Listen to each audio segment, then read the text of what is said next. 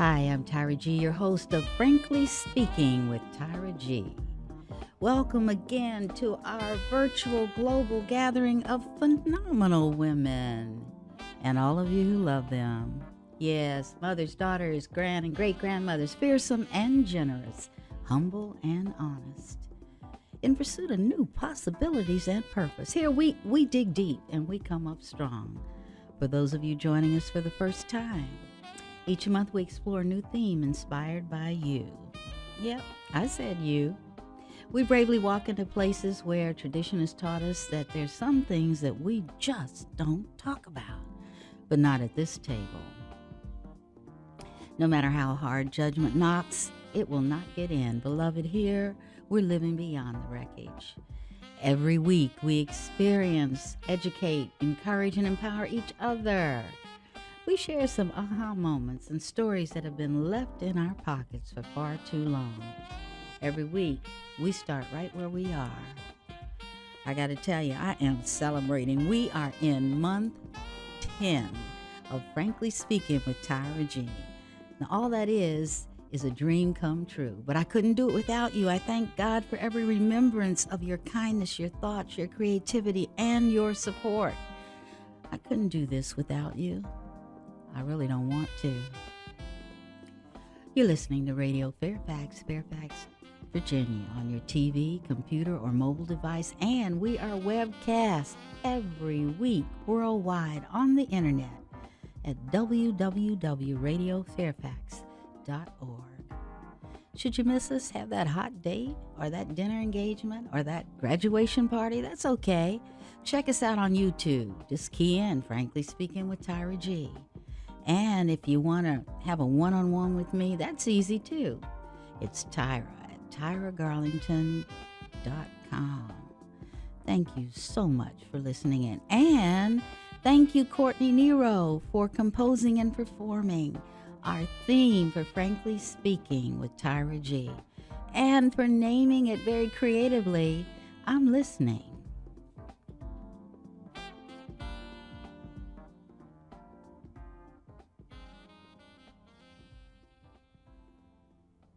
Our theme these 2 months has been and is courageous conversations.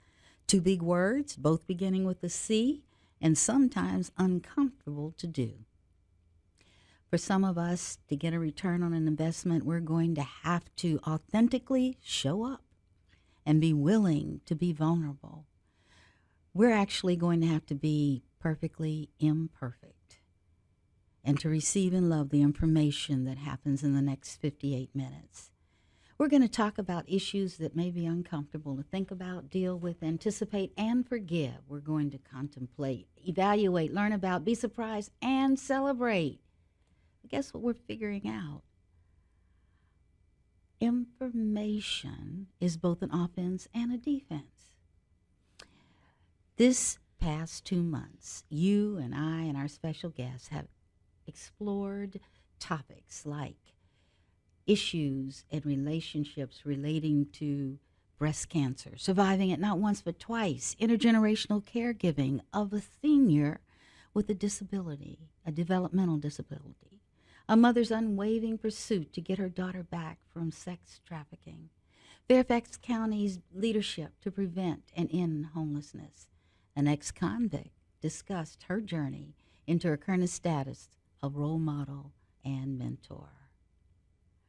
We have talked about the protection and or lack thereof for victims of domestic violence. What we've all discovered and agreed to during all of these shows is the fact that the ability to have a courageous conversation is not an event. Sometimes it's a journey. Sometimes we have to walk into a comfort zone. And sometimes courageous conversations happen in and stay in our minds and our hearts. Sometimes courageous conversations are dressed in silence. You know, there are always times for each and every one of us to have a season where we require courage. Courage to take the next step, courage to say the next word, courage to walk away. And sometimes we let fear and shame and guilt demonize our potential to overcome. But for now, for today, we're going to pause in a place where we can be a mirror for one another. Our goal is going to be to better understand the topics that don't make it into polite conversations or at the dinner table. I want to open the door to our common thought space today with a blog I wrote 2 years ago. It will introduce our topic, and I hope it will open the compassion of your heart. And I quote,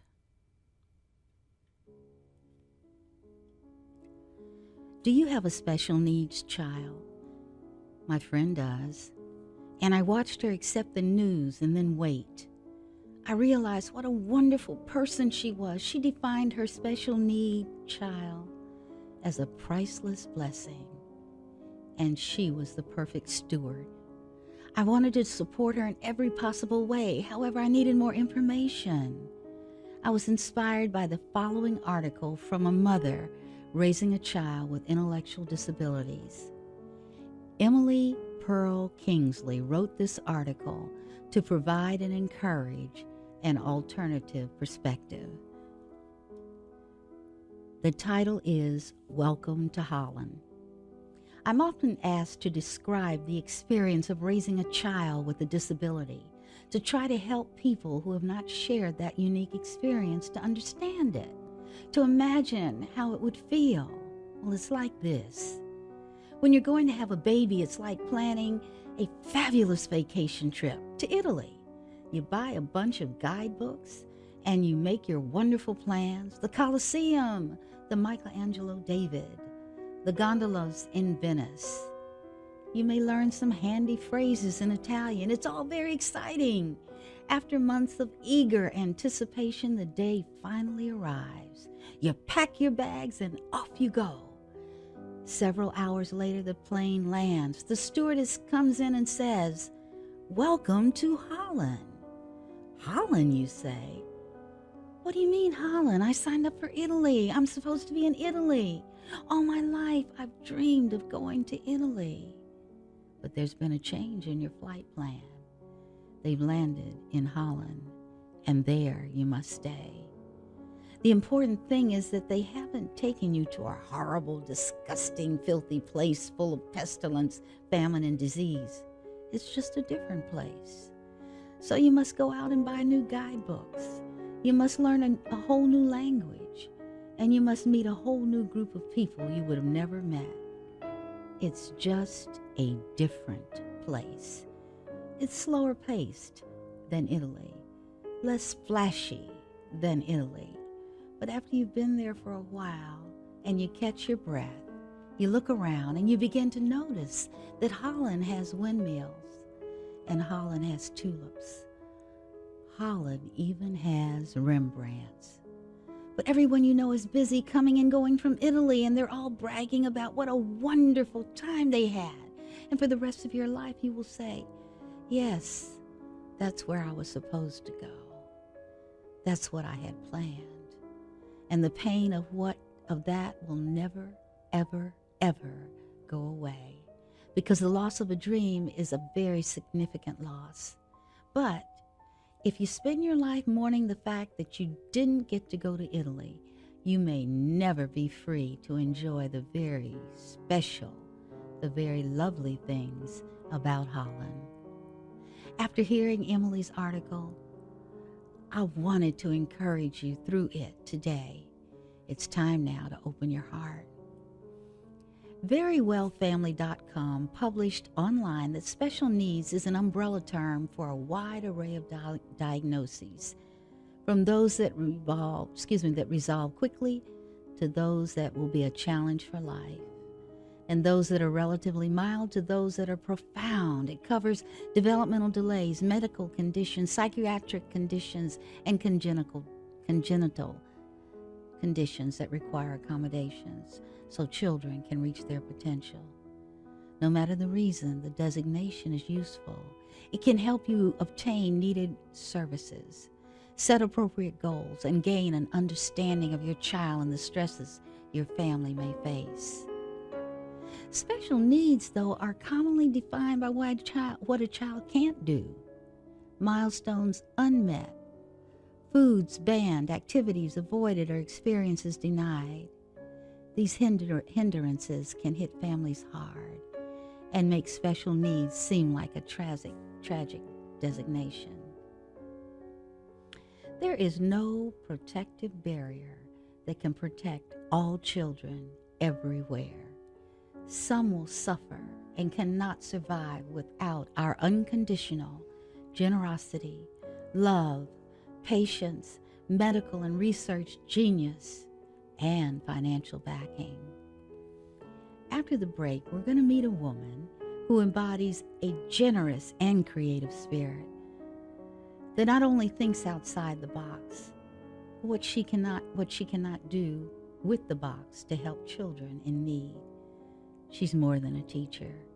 At her school, she wears the designation of International Baccalaureate Program Coordinator at Poe Middle School in Fairfax County, Virginia, which she will decode during her own introduction. But wait, there's more. And you're going to hear this. She lives in the concept that impossible is merely a word to describe the degree of difficulty. She's chosen to title her show, Paying It Forward. I want you to stay close now.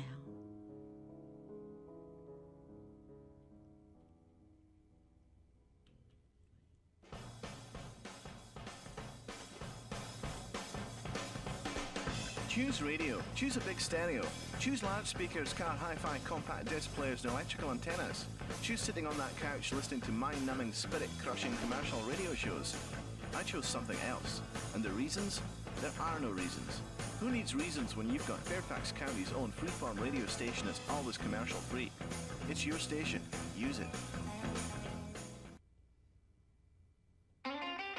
If rock and roll is what you want, then rock and roll is what you'll get. 60 minutes of original rock and roll, Saturdays at 6 p.m. on the Rock and Roll Review with me. Who are you? I'm Mickey Bowe, taking you back to the 50s and even earlier. Would you like to listen? Sure, I don't mind. Then groove to the real oldies, Saturday evenings at 6 on Mickey Bowe's Rock and Roll Review on Radio Fairfax. Crazy. They want me to get rid of my dog. Can they do that? I'm being fined for leaving my garage door open too long. What are covenants? Do I have any rights? Help, I feel like I've left the American zone. If you want the answers to those questions, join me, Sue Bartholomew, and my guests on the Commons. Every Saturday from 2 to 3, we'll ask the experts and we'll untangle the truth about what's left of our property rights. Fly me to the moon. Let me swing among those stars. This is Mike Delaney, host of Simply Sinatra. Join me Wednesday evenings at 10 for a weekly meeting with the chairman of the board, a true American Idol, Mr. Francis Albert Sinatra. That's Simply Sinatra, Wednesdays at 10, right here on Radio Fairfax. In other words, baby, kiss me. And we are back. I would love to present to many of you and introduce to others Ms. Meesh Peters. And I'm going to hand it over to her because she's got a story and can't anybody tell it better than she can. Hi, Meesh. Hey there. How are you doing? I am great. You're back. I love it. I am, but I'm so upset. I just found something out since the last time we spoke. That's only 2 days. I know. And, life happens really fast, especially when you're out there being an inquirer in the world, not letting the grass go under your feet, right? So I was with our friend Jessica, who we spoke with last time. Yeah. And she and I were talking about, the human trafficking issue. Right. And we were speaking about how there is actually an app that is out there right now, which there's always an app for everything, that actually helps people find companies, businesses, things like that, that are allegedly partaking in human trafficking activities. So it's become a commodity using social media. Well, that, or maybe it's even just an educational warning so you don't go to those businesses. But I guess what has me Okay. so perplexed, Tyra, Uh-huh. and I don't know the answer to this question, so I don't want to be accusatory in my tone by any mean, but it just seems to me like if there's an app identifying these locations, why are there's not the SWAT team out there Gotcha. shutting these places down if there's an app for that? I got it. I got it.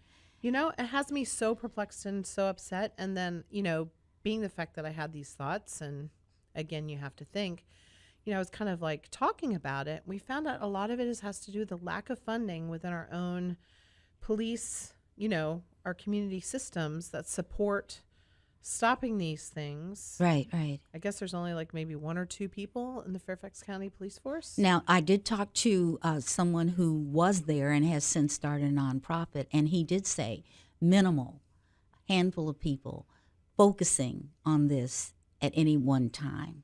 It has me so upset. So you think one or two people overwhelmed in what they're doing. I can only imagine. I can't Yeah. even imagine how overwhelming it would be. But then to find out there's this app for it.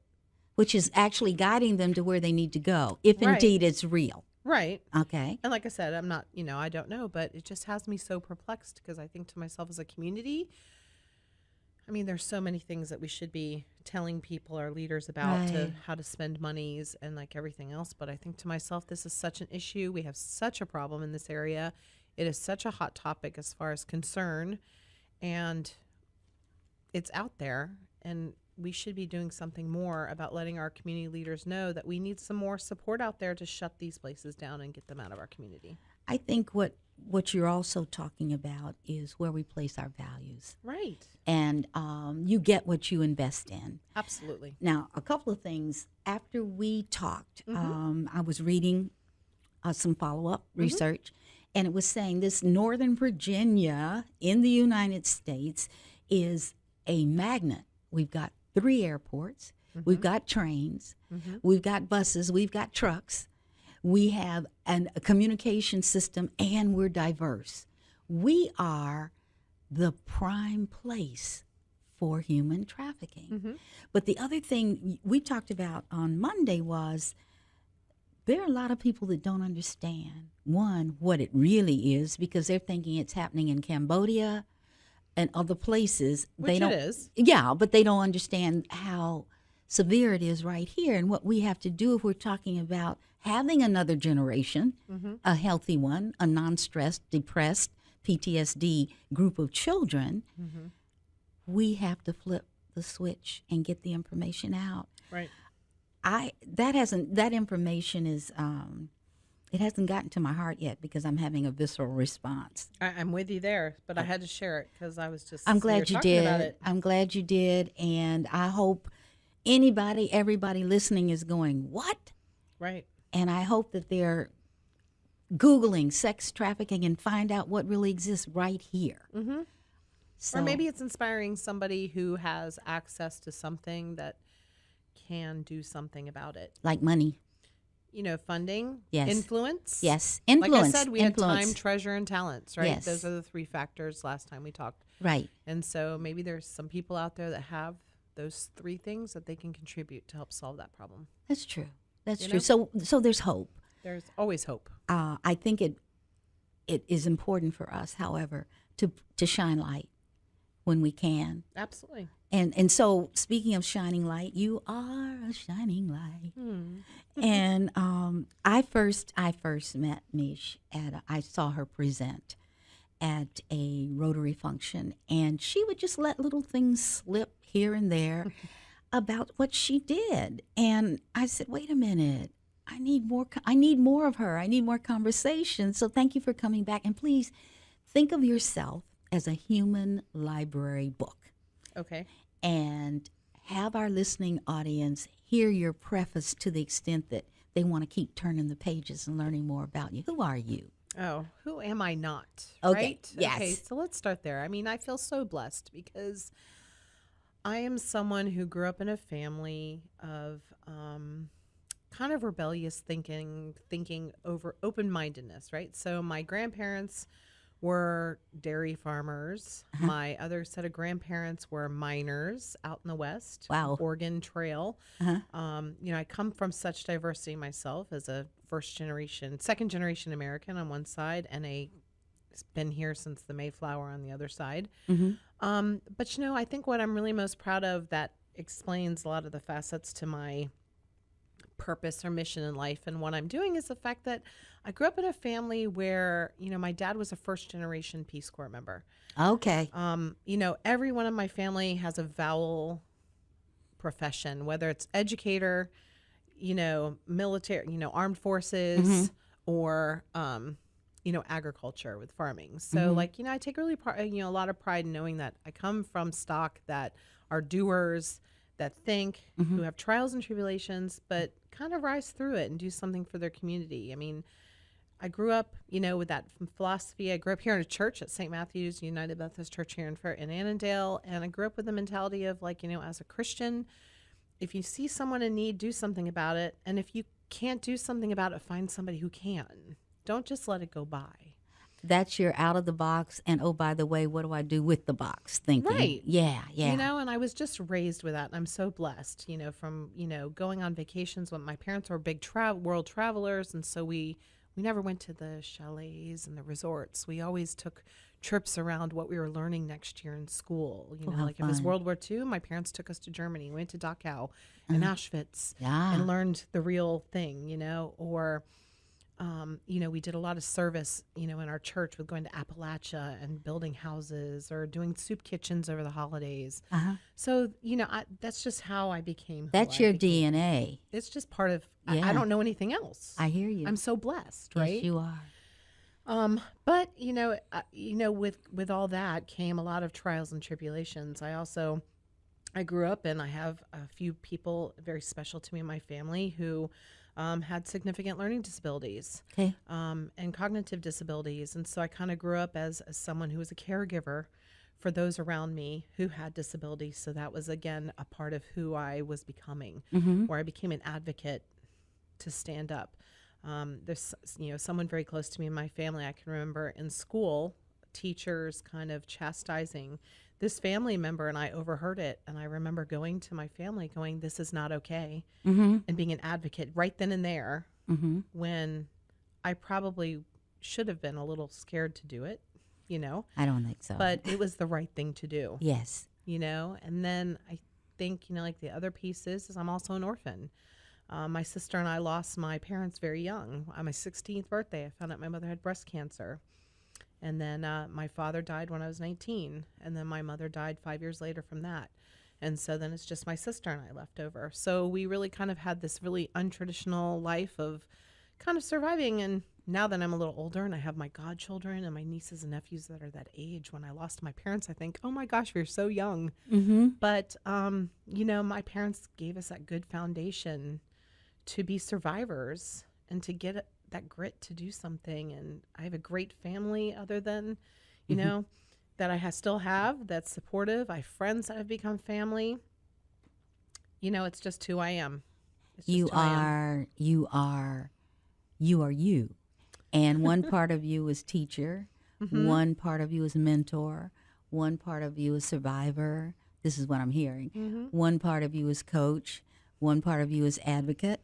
And if I put that in a bowl and stirred it up, what do I get? What's an international baccalaureate program coordinator for middle? That's a lot. It is. It's a big title, but really what it is, for 15 years or so, I was a special education teacher in Fairfax County. Okay. And so that's what I did. Before I was a teacher, though, I actually worked in the field of psychiatry, and I worked as a program manager and recreational therapist for residential and clinical settings for people with brain injuries, spinal injuries, and psychiatric issues. Okay. And so I was a career switcher, went into teaching, which was really my passion. Still is, obviously. Yes, it is. And then when I was at the school I was at, I kind of got linked into the International Baccalaureate program because of their focus on community and service and making service learning part of the education. And I really loved that because I really think it's, especially in special education, Service learning has such a great place because it's very hands-on, it's very authentic, it's very real world. And those are all things that especially learners that have difficulties with traditional types of teaching can really grasp onto, and it's sticky and it's messy and it's just what they need to do what they got to do. So you're taking all the skills you bring to the table and delivering them through a program with a special target audience. Right. Okay, I like that. Go ahead. So, and what I think what was really cool with that experience is that really brought my students, who were typically kind of like that group of kids at school where people were kind of sometimes scared of them.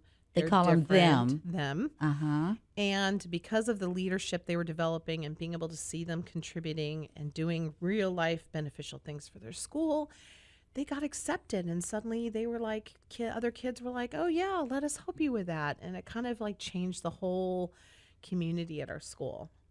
And so like with the International Baccalaureate stuff came like just like that global feeling of it, and like taking, like I said, the school I'm at is very internationally diverse. And so like it was just going out finding like those little snippets of authentic, real problems that are happening in the world to bring them to kids, right?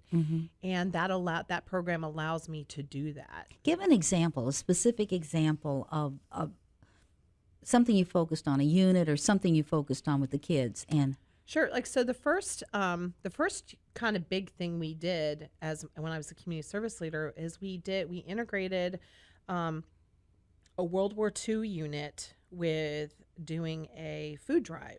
And so we kind of talked about during that time, it was the history of the Depression and World War I, World War II, and that whole concept of that community coming together to take care of each other. And so soup kitchens were then created during the Depression. And so the kids kind of talked about like that social security aspect of it all. okay.